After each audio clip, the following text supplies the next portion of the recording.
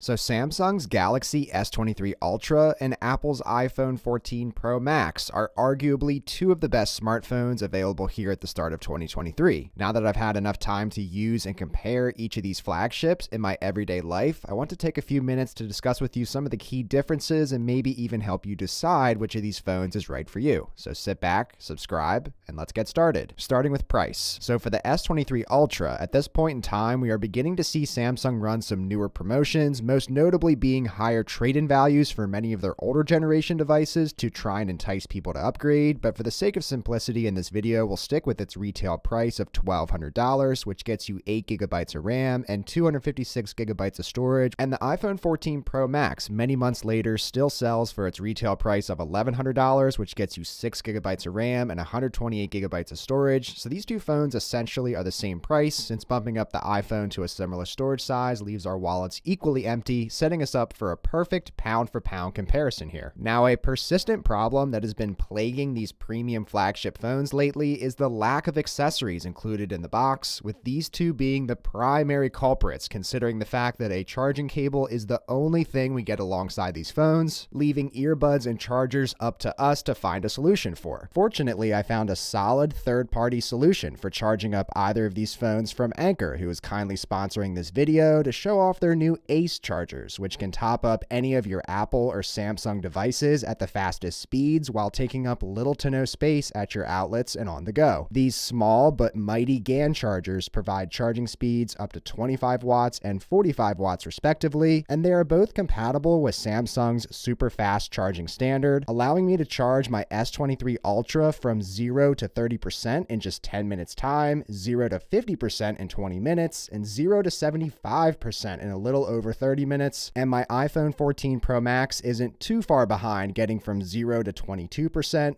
41%, and 59% in similar time frames. I've had no issues fitting these into any outlets given their compact size, and the foldable prongs make them perfect for stowing away when on the go. Anker also offers a 5 amp charging cable sold separately to get the maximum 45 watt charging speed out of the Ace 313 charger, and this lengthy cable also folds up nicely with its built-in strap. You can find all these products on Amazon, so I'll leave some links down in the description and first pinned comment. And thanks again to Anker for easily and effectively keeping my S23 Ultra, iPhone 14 Pro Max, and my many other mobile devices topped up and running. So with the stage set and these phones fully charged, let's start with their screens, since on a spec sheet they may seem very similar with large sizes, hence their names, AMOLED panels, and high refresh rates for smooth and seamless navigation regardless of what you're doing. I found in my real-life long-term usage that these two displays couldn't be any more different than one another. Apple's approach with the iPhone 14 Pro Max's screen feels more simple and streamlined, with an entirely flat display, aesthetically pleasing rounded corners, and a somewhat smaller cutout at the top for your camera and Face ID functionality, which blends in decently with the display given its own rounded nature, and some bits of added functionality to make this cumbersome cutout feel more of like an addition rather than a subtraction to the screen's overall real estate. Whereas Samsung's S23 Ultra feels like the exact opposite of Apple's approach, with an attempt to pack as much screen real estate as possible in front of your attention-seeking eyes, with not only its noticeably smaller cutout at the top, but overall what is a taller, more rectangular canvas, alongside some slightly rounded edges to give you as much screen as possible, and a form factor that doesn't feel too cumbersome in the hand when holding and using it in many different ways on a daily basis. And with feel in the hand in mind, it's worth noting that these display differences attribute directly to the design differences these two phones also have from one another, as the flatter iPhone 14 Pro Max makes for what is a sharper feeling in your hand, especially at your fingertips, and the S23 Ultra's slightly rounded front makes for a similarly rounded backing, which gives a much nicer and smoother feeling in the hand overall, with the only downside being the rectangular corners digging into your palm a bit more, whereas the iPhone only has that smooth feeling advantage on its rounded corners. And the iPhone doesn't help itself out much further design-wise when you factor its noticeably heavier weight, coming in at 252 grams, whereas the S23 Ultra comes in nearly 10% lighter at 232 grams despite having a larger footprint. I understand there is a material difference here that makes for this large discrepancy, with Apple opting for a stainless steel siding and Samsung sticking to aluminum sidings, but the fact remains that these flagship phones continue to get heavier and heavier over over time, and it gets to a point for me personally where I can't help but look at a 252-gram iPhone and compare it to something like a Samsung Galaxy Fold 4, which weighs only 11 grams more while providing way more screen real estate and functionality. Mini rant aside though, and sticking to the task at hand, these two phones actually have just as much in common as they do differences, despite many people having their polarizing opinion on these devices and brands one way or another. The reason for this, I believe, is that only a few years ago, Apple and Samsung's flagship offerings had their distinctive advantages over one another, with Apple being the king of all ecosystems, always bringing best-in-class battery life and camera systems, and of course their quote-unquote superior software, while Samsung led the way and still leads the way in categories like better displays, more versatile hardware and software to get more use out of your individual device rather than having to rely on a whole ecosystem of products for your daily tasks, and having all of this alongside the added freedom of Android, which steers clear of walled gardens and limiting the number of things your phone can do for you. So while Apple has been seemingly coasting along the past few years with their tried and true upgrade cycles and predictable enhancements year over year, with the iPhone 14 Pro Max being little to no exception to this, it's hard for me to shake the feeling that the S23 Ultra is the result of some solid hardware and software refinements along the way that makes this matchup a lot more interesting. With my first point of interest being battery life. While both the iPhone 14 Pro Max and S23 Ultra saw battery improvements over their predecessors, the S23 Ultra improved itself enough to now call battery life a draw between these two phones, which is something I've never been able to do before. Each of these devices get me 2 to 3 days of battery life in light to medium use, and in the heaviest of use cases, I cannot remember a day when either of these phones did not have enough battery to get me through a full day. Flipping around back, we of course have two very impressive camera systems in their own regards, which each have their ongoing preferences of more natural looking results by default on the iPhone, contrary to Samsung's more saturated shots without touching any of the settings. But when you are looking strictly at the average everyday user experience, there is no question in my mind that the S23 Ultra has the clear hardware advantage here, with overall versatility in providing a 10 times optical zoom and 100 times digital zoom, whereas the iPhone, no matter how good its core capabilities are, lack a capable zoom lens, which hurts it heavily in this long-term matchup.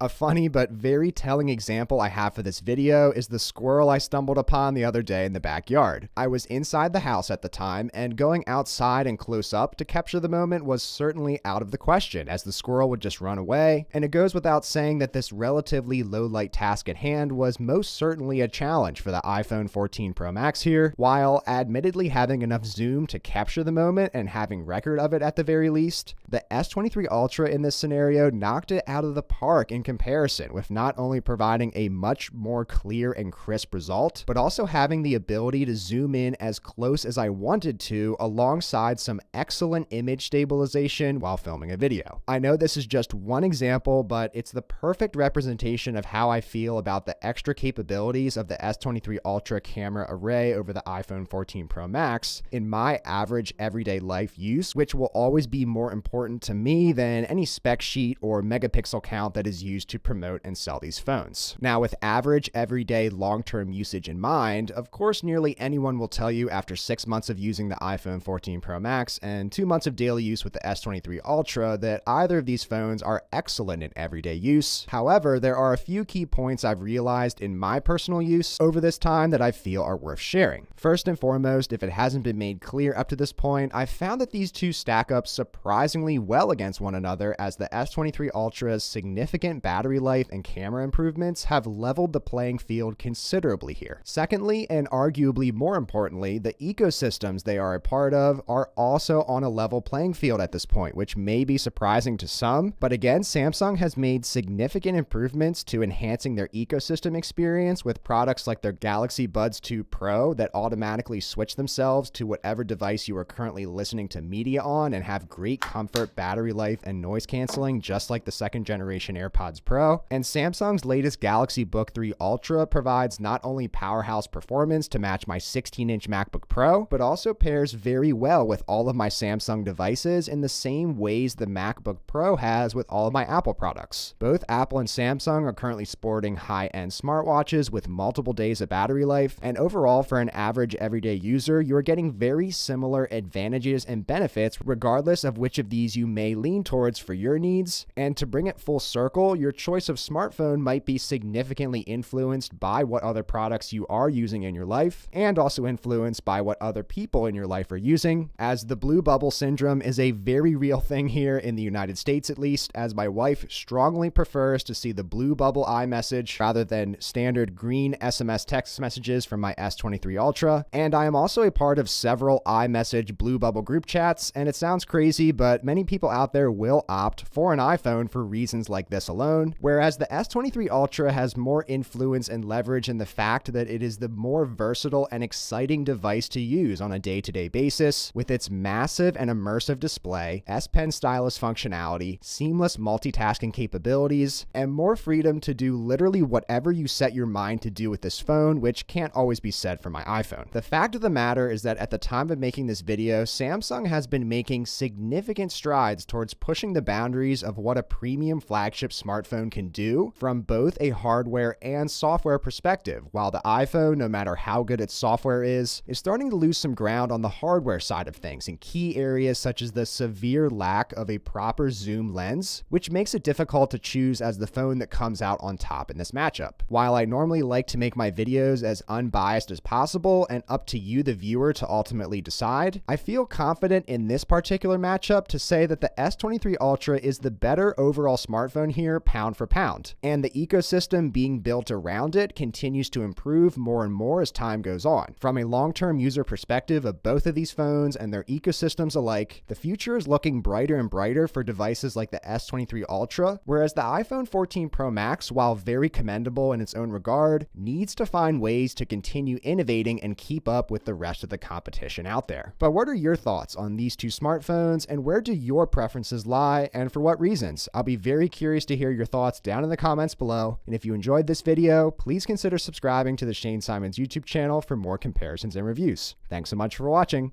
Take care.